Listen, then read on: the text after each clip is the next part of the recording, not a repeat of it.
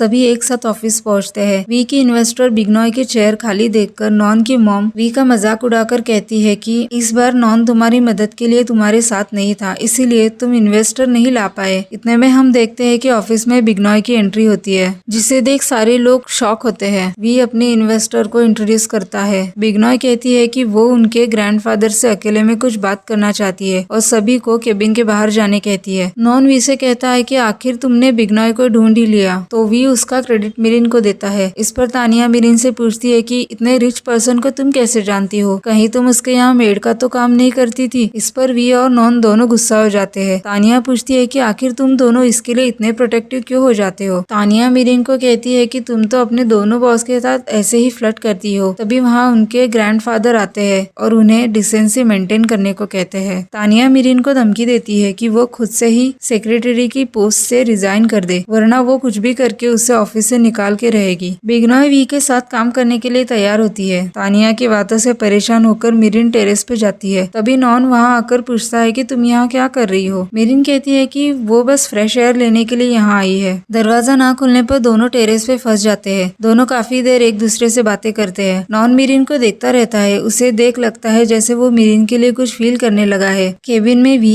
मिरिन से जानने की कोशिश करता है कि आखिर दोनों टेरेस पे क्या बात कर रहे थे, लेकिन मिरिन कहती है कि यह उन दोनों के बीच की बातें हैं जो वो सीक्रेट रखना चाहती है और वो वी को नहीं बता सकती। यह सुन वी को गुस्सा आ जाता है और वो उसे बहुत सी फाइल्स देखकर काम करने को कहता है। आगे हम देखते हैं कि नॉन अब मिरिन के बारे में सोचने लगा है। वी देखता है कि काम करते करते मिरिन सो जाती है और वी उसे देखते ही रहता है। वहाँ ऑफिस की स्टाफ आ जाती है और वी मिरिन को धक्का दे देता है। ऑफिस की लिफ्ट में तीनों एक साथ एंटर करते हैं। तभी लिफ्ट की लाइट चली जाती है और इस पे मिरिन और वी बच्चों की तरह लड़ने लगते हैं। उन्हें ऐसे लड़ते देख नॉन परेशान होता है और कहता है कि लिफ्ट में तुम दोनों के अलावा मैं भी मौजूद हूँ, और वहाँ से चला जाता है। अगले ही सीन में एक डिटेक्टिव मिरिन की इन्फॉर्मेशन ढूंढने की कोशिश करता है, जिसे नॉन की मॉम ने हायर किया था। घर पर मिरिन अपनी मॉम से ऑफिस की सारी बातें करती है। वो बिग्नॉय के इन्वेस्टमेंट के बारे में मॉम को बताती है। उस पे उसकी मॉम पूछती है कि अब तुम जॉब से रिजाइन कर सकती हो ना। मिरिन चुप हो जाती है। उसकी मॉम कहती है कि इससे पहले वी को सच पता चले तुम्हें रिजाइन कर देना चाहिए। इस पर मिरिन मॉम से प्रॉमिस करती है कि वो वी की मॉम से बात करने के बाद रिजाइन कर देगी। आगे हम देखते हैं कि मिरिन केक लेकर वी की मॉम को मिलने एक गार्डन में जाती है। डिटेक्टिव उसका पीछा करता है और वो दोनों की कुछ फोटोज क्लिक करता है। वो सारी फोटोज को नॉन की मॉम को देता है। फोटोज को देख नॉन की मॉम को पता चलता है कि मिरिन वी के मॉम से मिलती है और यह बात उसने वी से छुपा रखी है। हम एक फ्लैशबैक देखते हैं जहाँ वी के मॉम की शादी से पहले नॉन की मॉम उससे कहती है कि तुम्हें शादी के बाद भी इस घर के सदस्य के रूप में कोई भी नहीं अपनाएगा।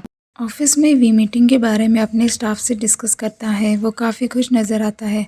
वो खुद से कहता है कि आजकल मुझे अपनी लाइफ अच्छी लगने लगी है। मिरिन को वी को ऐसे देख बुरा लगता है क्योंकि उसने वी से इतना बड़ा सच छुपा रखा है।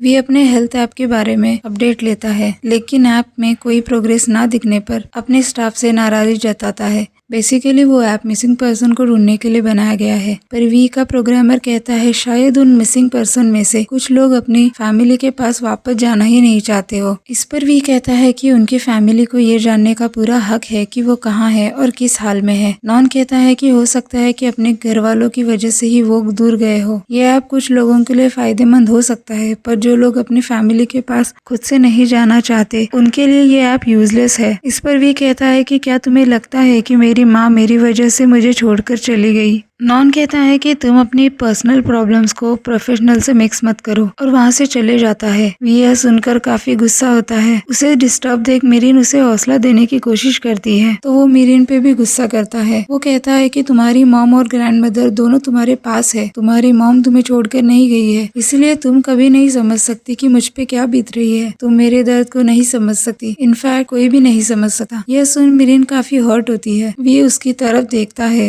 उसे उसके इमोशंस तो नहीं दिखते, पर उसे रियलाइज होता है कि उसने मिरिन को हर्ट किया है। मिरिन वहाँ से जाकर रोने लगती है। तभी वो उसे मनाने आ जाता है। उसे कहता है कि जब तुम रोती हो तो मुझे बिल्कुल भी अच्छा नहीं लगता। मिरिन कहती है कि मैं ठीक हूँ, तुम यहाँ से चले जाओ, पर वी उसका हाथ पकड़कर उसे एक गार्डन ले जाता है। वो उसके लिए आइसक्रीम लेता है। मिरिन को उदास देख वी उससे कहता है कि आज का दिन हम ऐसे बिताते हैं जैसे ये हमारा आखिरी दिन हो। मिरिन भी उससे एग्री करती है। फिर दोनों राइड को एंजॉय करते हैं और काफी अच्छा वक्त बिताते हैं। मीरिन वी की बातें करते हुए फोटोज निकालती है। ऐसे ही बातें करते हुए जब वी पीछे मुड़ता है तो उससे पीछे मीरिन नहीं दिखाई देती। अचानक मीरिन के ना दिखने पर वो परेशान हो जाता है। वो चारों तरफ उसे ढूंढने लगता है। तभी उसे मीरिन की आवाज सुनाई देती है। उसे देखते ही वो उसे हक कर लेता है और कहता है अगली बार से कभी भी ऐसे अचानक से गायब मत होना। फिर वो उसे घर छोड़ देता है। मीरिन कहती है कि आज के लिए शुक्रिया। उसे एडवाइस करती है कि गाड़ी धीरे से चलाना और आज से अपना खाना टाइम पे खाना। मीरिन वी से ऐसे बात कर रही थी जैसे वो आखिरी बार मिल रही हो। वी उसे बाय करके वहाँ से चले जाता है। मीरिन वहाँ इमोशनल हो जाती है। दूसरे दिन वी ऑफिस आता है और देखता है कि मीरिन अब तक ऑफिस नहीं पहुंची। किचन के वॉल पे उसे हॉट चॉकलेट की रेसिपी दिखती है। वो नॉन से मीरिन के बारे में पूछता है पर नॉन को भी मीरिन के बारे में कुछ भी पता नहीं होता। ऑफिस की रिसेप्शनिस्ट वी को मीरिन का रेजिग्नेशन लेटर देती है जो मीरिन ने 2 दिन पहले ही ऑफिस में सबमिट कर दिया था। उस लेटर को देख वी और नॉन दोनों शॉक होते हैं। फिर वो दोनों मीरिन को ढूंढने चले जाते हैं। वी मीरिन को उन सारी जगह ढूंढता है जहाँ वो दोनों अक्सर जाते थे। नॉन भी मीरिन को उसके घर ढूंढने जाता है। वहाँ उसे पता चलता है कि मीरिन तो सुबह ही ऑफिस के लिए निकल चुकी है। मीरिन के ना मिलने पर वी काफी परेशान होता है। वो मीरिन के नंबर पर वॉइस मैसेज भेजता है कि आखिर तुम कहाँ हो, मुझे अभी कॉल बैक करो,